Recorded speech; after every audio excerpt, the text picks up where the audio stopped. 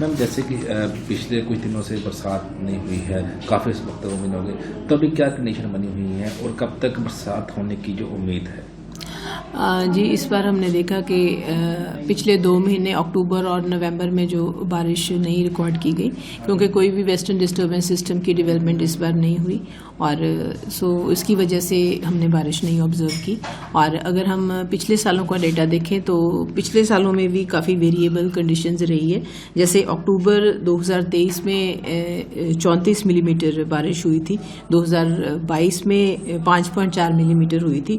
But बहुत से साल पिछले सालों में भी हैं, जैसे 2016 से लेकर 2020 में अक्टूबर के महीने में बारिश नहीं हुई थी, जैसे इस बार नहीं हुई।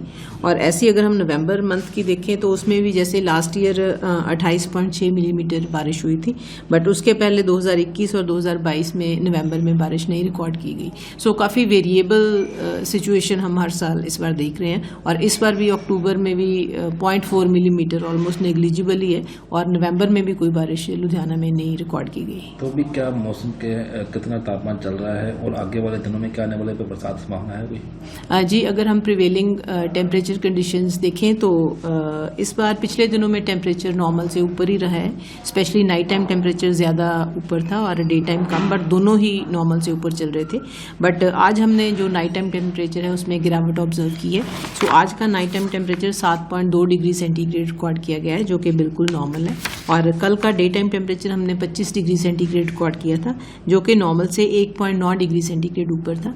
सो हम अब बोल सकते हैं कि टेम्परेचर कंडीशंस पिछले दिनों में बिल्कुल नॉर्मल से ऊपर चल रही थी, बट अब नॉर्मल हो गई हैं।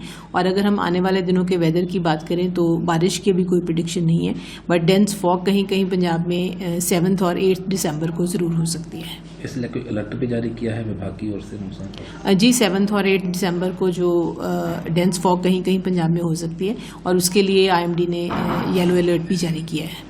तो लोगों को क्या अपील करेंगे आप? लोगों को यही बता सकते हैं जी कि 7 और 8 को डेंस फॉग कहीं कहीं पंजाब में ज़रूर हो सकती है, और अगर आपकी कोई ट्रैवल प्लान्स हैं तो उसको ध्यान में रख के ही आपको करना चाहिए।